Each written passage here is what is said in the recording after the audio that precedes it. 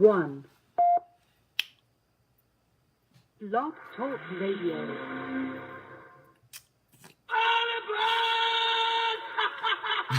Don't touch me. I'll beat your brains out.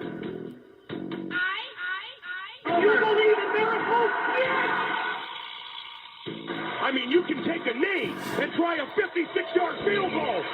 This is not Detroit, man. This is the Super Bowl. Let's get ready to rumble. I'm Sonny Liston. I'm Jack Gypsy. There's no one like me. I'm from Nairclaw. There's no one that can match me. My style is impetuous. My defense is impregnable. And I'm just ferocious. I want your heart. I want to eat his children. Down goes Fraser. Down goes Fraser. Down goes Fraser. But that's how it goes. California. The big game over Stanford. I think that the NFL knows what Randy Moss has done with marijuana, and I think the NFL knows what Randy Moss does with marijuana. Dino and Steve. Playoffs? Don't talk about What up? playoffs. You kidding me? Playoffs? I just hope we can win a game. Good morning, and thank you for joining me. Ha! Yeah, baby. Top of the morning. Those of you already on Facebook Live, the millions obviously listening around the world on Blog Talk Radio, live from Los Angeles. I am Alistair Conrath, and this is Tough Love. Dino, back at you, babe. Good morning, sweetheart. Dave, Steve, the rest of you. This is my favorite day of the year. I can honestly say that truthfully, without a doubt, and most of you are, thinking what could possibly be today. It's daylight savings time. And, everybody bitches about losing. Oh, you lost an hour of sleep. We gain an hour of daylight. And I don't understand why we just don't set them the way they are right now and just leave them. Everybody throughout winter always bitches about how dark it gets so soon, and if we left it the way it is right now, even the shortest day, the shortest day of light, we would still have light until about 5:45 or 6 o'clock, because everybody bitches about it starts getting dark at 4:45, which it does, and it sucks. And so I just, we don't have, Steve, what's up? We don't have, or I should say, we have electricity now. Farmers, that's what daylight savings time was for, for the farmers, so they could get that extra day of, light during the summer, help with the farms. We have electricity now. We don't need daylight savings anymore. So let's just keep it the way it is right now. So, it makes no sense. It makes no sense. I get just down during the winter. So today, I love it. It's my favorite day of the year. And those of you who are going to bitch about losing an hour of sleep, I don't care. I just saw something on ESPN, and I have to mention this. On this day, they always do an on this day, excuse me, and on this day back in 2011, it was Kemba Walker taking that winning shot against Pittsburgh in the Big East quarterfinals when they still had the Big East and when college basketball was actually cool. And when he did that, I'm pretty sure that was the game where I talked to my buddy Dom, and I told him, I was like, UConn's winning the whole thing. And when I filled out my bracket, I picked UConn, and sure as shit, baby, that's the year they won it all. Because Kemba was unbelievable, and he was unstoppable, and I saw it, and they won. I rarely toot my own horn. So when I the one time ever when I win a fucking college basketball bracket, I'm going to brag about it. For years. 8 years later, I'm still bragging about it. Okay, so obviously Antonio Brown gets traded to Oakland yesterday, and that's the big news. I'll get to the scandal with LSU. I don't know even if you guys have heard about it. I'm sure, some have, some haven't. It's bullshit. I'll get to that. And if I have time, which I will, I'll probably wrap up with why I don't think transgenders should be in sports. It's fact. So anyway, with Antonio Brown, it's, apparently you don't have to have a no trade clause anymore. Because it just doesn't matter. And it's unfortunate. And Dave, Raider Nation, I will say you guys better get an offensive line. Otherwise, it doesn't matter who's catching the passes. But as far as the situation itself, athletes have way too much power. Apparently all you have to do is whine and bitch and act like a baby, kicking and screaming. And, you get your way. A lot of people are for the player, and I am in some aspects, but at the same time, think about it in a business sense. If you are kicking and screaming and acting like a bitch at any other job, for the most part, you're fired. You're either suspended or you're fired, and you're just not, get out. And in professional sports, we let athletes just get away with so much stuff, because of the talent that they have. And I get it to a degree, but I tell you what, I'm hoping that this situation doesn't have a trickle-down effect in the league, because the NBA is ran by the players. Unfortunately, because there's only a few teams every year that are in it. And to me, it's just not fun to watch the same teams every year. That's why football is so great, because it's the parity in it outside of New England. The parity in it is amazing. And, you have people going to so many different places, salary caps, so forth. But the Antonio Brown deal, where he basically, think about if you're Buffalo. You want to trade for Antonio Brown because he's going to help your team. He's obviously very, very good. He's a bitch, but he's very, very good. And so you're Buffalo. You want Antonio Brown, obviously, and you're going to give up, something to get him. Well, all of a sudden now you hear Antonio Brown he's not going to come. He's not going to report. So that obviously makes you not want to trade for the guy, because two things are going to happen. He's obviously, like he says, not going to show, or if he does, he's going to be a malcontent and, ruin the team and the locker room anyway. And so even though players, some have a no trade clause, some don't have a no trade clause, you just by your actions, and it's amazing how Antonio Brown made out on all of this. I mean, it's unbelievable. He still had 3 years left on his contract and was able to, complain to the degree that he got not only traded to the team that he felt good enough to go to, along with them giving him a new contract. He still had 3 years left on the contract that he had. But Oakland goes and gives him a new 3-year deal, $50 million guaranteed, with the possibility of, making 4 extra. But I mean, it's incredible. I'm hoping, like I say, that this doesn't have a trickle-down effect. I don't want to see the NFL be like the NBA. I don't want, teams all of a sudden becoming, irrelevant because players don't want to go there. I feel bad for Buffalo.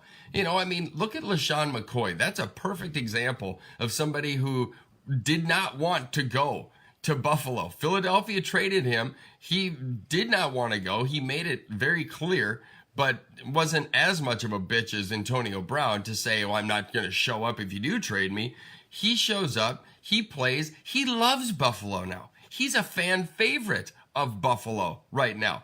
It's just unfortunate that these small market teams, especially ones with maybe a stereotype with it, like Buffalo, get shit on, if you will. And I don't think it's fair that a player has this much power when it comes down to it. And I know there's so many people who disagree with me. But, again, when you think of it as a business transaction, because as fans, we just kind of get lost in all of it. But when you actually think about it as a business, this doesn't happen anywhere besides sports. And we let these people get passes, and it just shows, not to go too, like, I don't even know, but they are role models, and they do have an effect on kids. So what kind of a message does that send? To somebody? Oh, it's just like, oh well, screw it. I don't want to do this, and if I bitch enough, I don't have to. And I think it's just a wrong message to send, not only to the rest of the league, because I truly am worried about that. Although I was worried about the Kirk Cousins situation, everybody getting guaranteed money, contracts. Hopefully that, subsides and doesn't do that. But this is a different situation, and I'm hoping that it doesn't have an effect, a negative effect, and it's only a isolated incident with Antonio Brown. As far as Oakland, think about Oakland has 3 first-round picks. Everybody thought that they were going to get rid of one to get Antonio Brown. He's 30 years old, and in the prime of his career, he just led the league in touchdowns last year and had a great season, even with what was going on, and missing the last game of the season and how all that went down. and Oakland gave up a 3rd and a 5th. Think about that. A 3rd and a 5th. And they still have 3 first-round picks. And I want to say they have 2 second-round picks. Like Pittsburgh had to have been at such a weak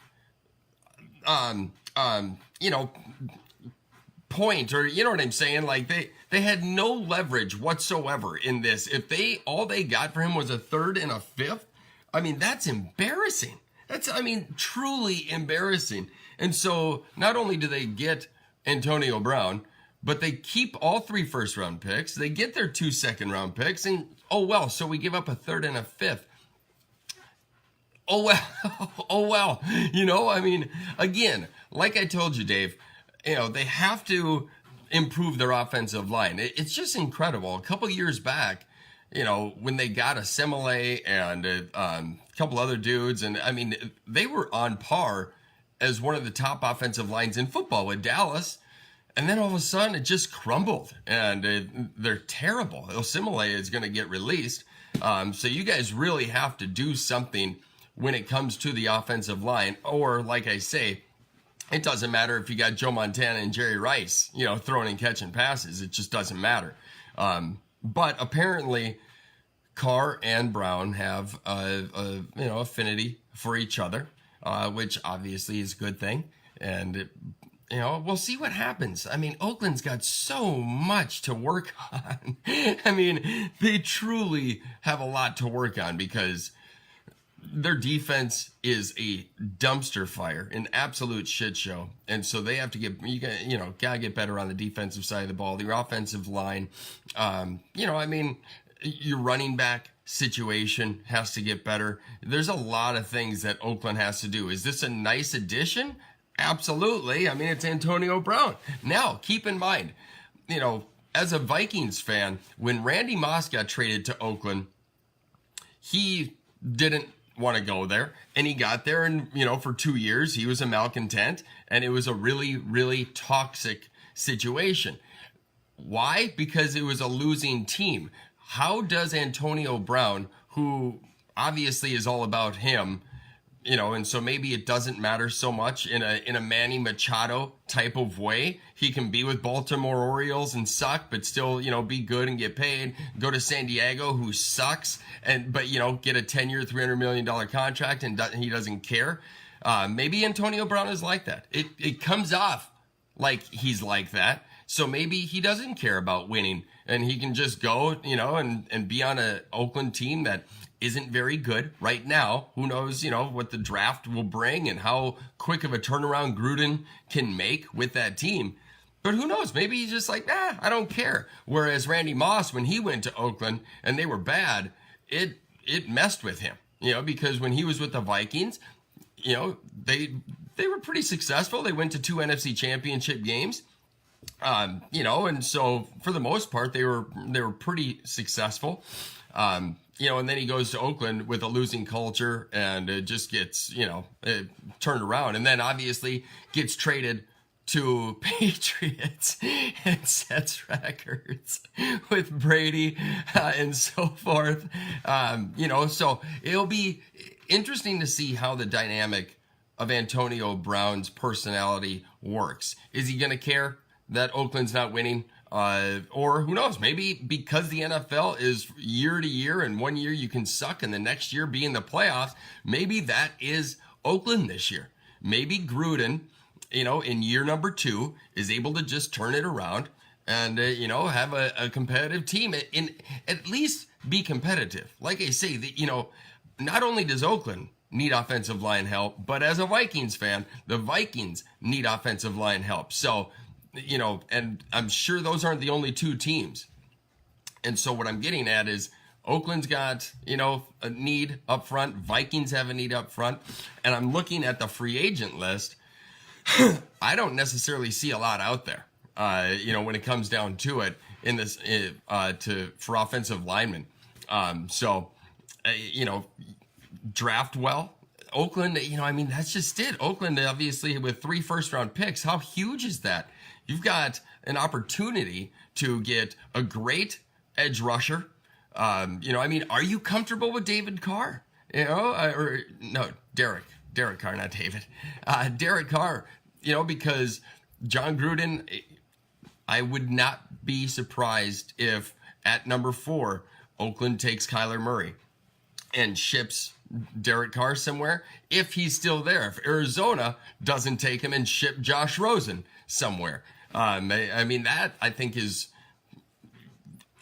really, really interesting to see what happens with that.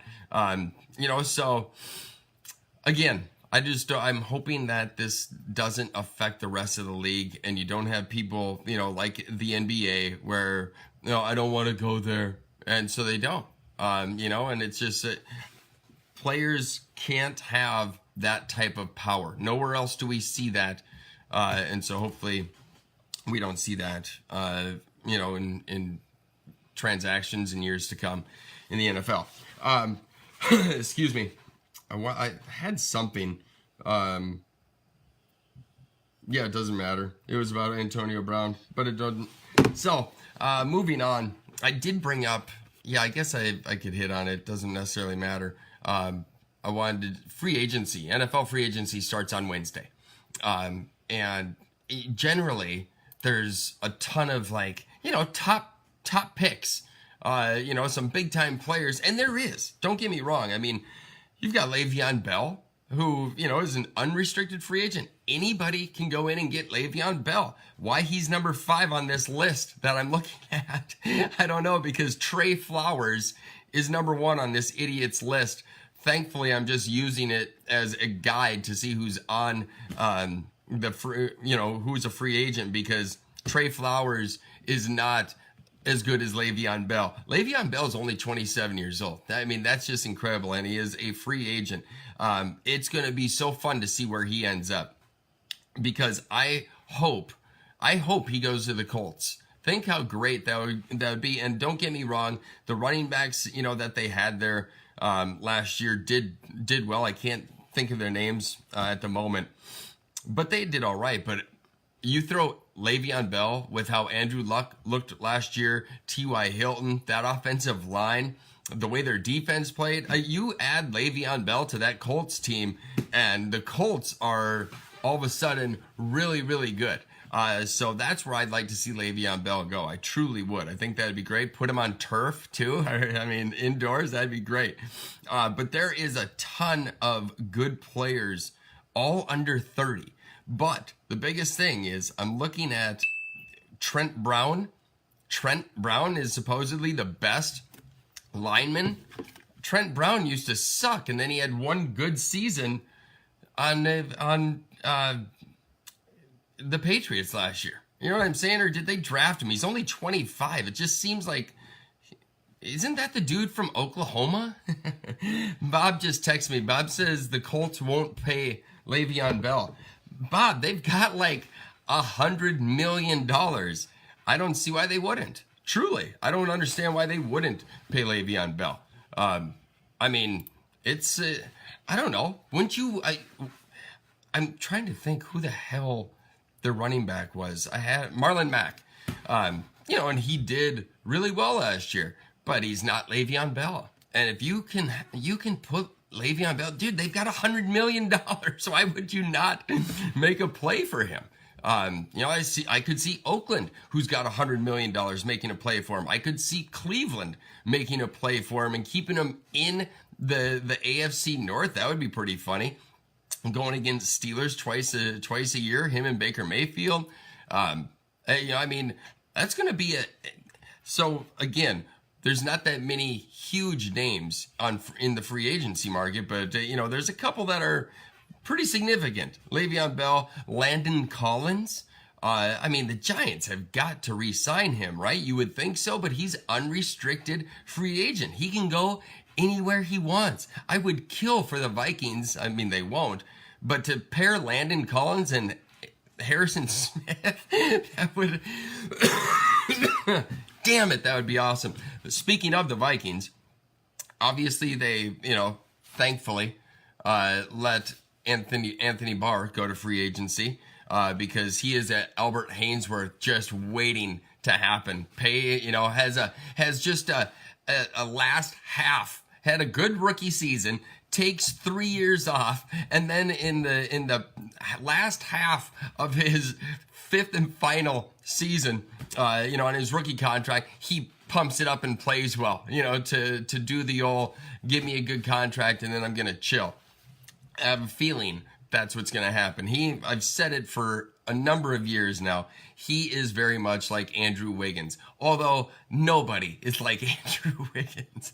Nobody can give less of a shit than Andrew Wiggins. I mean, I don't even understand it. How did he get, well, I mean, obviously we all know how he got to this point. It's, you know, he's super uber talented. In college, it doesn't matter. But I mean, and even in the pros, the guy's talented. It's just, he's such a, I mean, that guy, oh God, I hate Andrew Wiggins. Bob says Colts will sign Flowers and Tate, as in the Golden Taint, to go with T.Y. Hilton. That wouldn't be bad. But yeah, Anthony Barr and Sheldon Richardson, who stepped it up last year, but I don't know if he's obviously worth the money. The Vikings are kind of cash strapped right now because of Kirk Cousins, you know, and he better do well in year 2. That's all I gotta say. I'm excited for the Vikings this year though, because, you know, as anybody who's watched this for, you know, the number of years that I've done this, obviously I'm a defensive-minded guy, personality-wise too, possibly. But, you know, and I just like running the football. I like being, you know, yeah, you still can throw it around, you know, but I like a running game. You know, I'm not a huge Chiefs offensive, you know, guy, whatever. I love Mahomes, but just that offense. And so I like the fact that I'm hoping, at least, that the Vikings get back to, you know, a little ground and pound. Dalvin Cook and whoever else that they got, you know, and shore up that offensive line. You know, and every other year, as sad as it is being a Vikings fan, every other year, it seems like in the Zimmer regime that they're, you know, they do good. And last year obviously was a huge letdown in Kirk Cousins' first year. And so hopefully year 2 is not only good for him, but, you know, as a sign of Zimmer's past, it will be good for the Vikings. That's hilarious. I wonder where Elwood went. Elwood is MIA. I wonder why Elwood doesn't come around anymore. That's unfortunate. Elwood, Bob just said his sources are Elwood on what the Colts will do. And Elwood is a dude who used to listen to the show and show up every week. And he's from Indianapolis, or at least we think we think he is. I just think about all his Facebook stuff, and like, I don't know, maybe he's in jail, like for just weird shit. Because he would put like collages of, like either Colts quarterback or a potential deal or me. It was just so weird. So weird. That's why I'm going back off the grid. I can't be found. I just don't want to be, I don't want to be found. You'll have to ping my cell phone to find me. And I don't know what goes into that, but I'm thinking you might have to be a cop to do that, or the FBI. I don't think any of us are, able to just ping a phone. But yeah, old Elwood. Real quick, I only have like 4 minutes left, but I want to hit on this LSU situation. Their coach, Will Wade, is suspended because he was on a wiretap, basically, talking about paying a kid who's on that team right now and suspended because of what's going on. First off, if you didn't see it, check out how the LSU fans reacted to their athletic director yesterday in their game against Vanderbilt. It's pretty funny because they got pretty creative in their chants. But it's very natural for a fan base to, get mad at, the wrong person. And there's no reason to get mad at the athletic director. He had to suspend the coach. He had to because of what is on the wiretap, because there are people investigating it now, because it's pretty obvious what he was getting at. And he was part of a different wiretap with all the other guys who went down and went to jail. I think it was this time last year.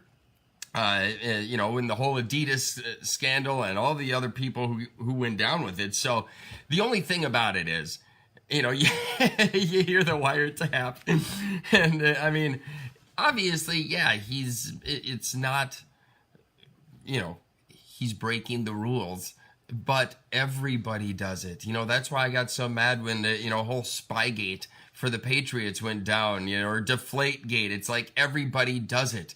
Aaron Rodgers, just openly said, yeah, I inflate balls. Apparently nobody gives a shit about, Aaron Rodgers doing it or anybody else. It's just the Patriots. And the whole Spygate, everybody, I can't believe that. Everybody does it. Everybody does it. It's just some people get caught. Duke, I guarantee you Duke does it. I love Krzyzewski, but guess what? I guarantee you some families have been taken care of. North Carolina, Michigan, you name it. It's just not everybody is SMU, possibly, back in the early 80s with the death penalty and whatnot. But I would 90 seconds. I would be safe to say that the majority, and I'm talking probably 99% of teams, have tried doing something. The big schools, obviously Evanston or, Evansville or Jacksonville State or Prairie View A&M, they don't have the need to get the number one recruit in the country. Duke, Arizona, 60 seconds. All the biggies, they do. And it is insane, the recruiting and how hard it all is and trying to get these players. And so what I'm getting at is, yes, he broke the rules.